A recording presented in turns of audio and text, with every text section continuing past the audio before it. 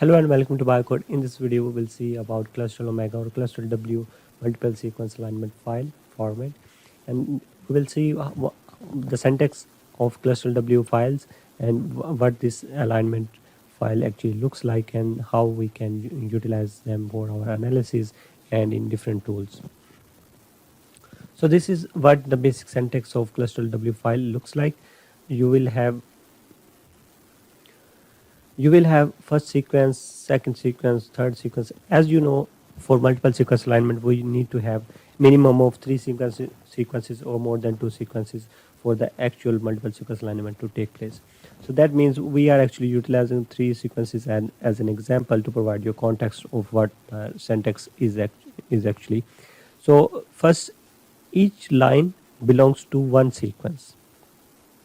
As you can see, each of this particular line belongs to first sequence, then it goes from over here, then over here.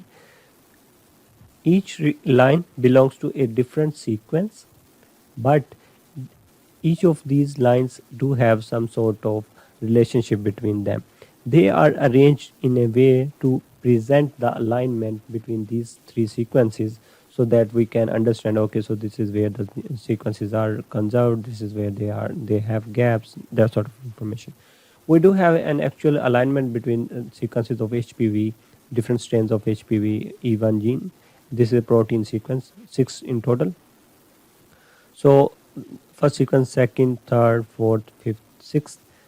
Each of this sequence line actually belongs to a different protein, a different protein from HPV.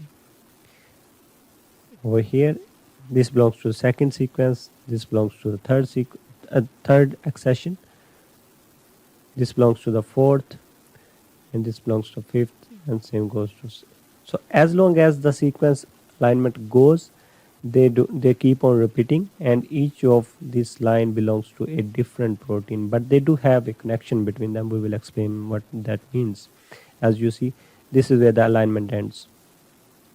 So if we go back to the top, you will see asterisks over here and then colons, and you will also see a dot over here. Asterisk is available on protein sequences when a protein sequence alignment when we have the entire region to be conserved. For example, you see M over here, so that means the entire region is highly conserved.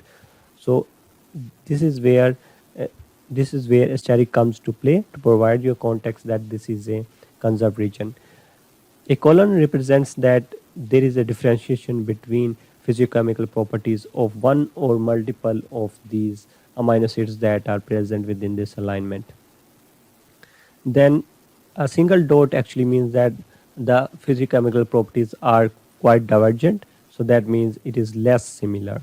This column over here is actually less similar as compared to the colon this over here, so that means they are highly similar, and the asterisk means that they are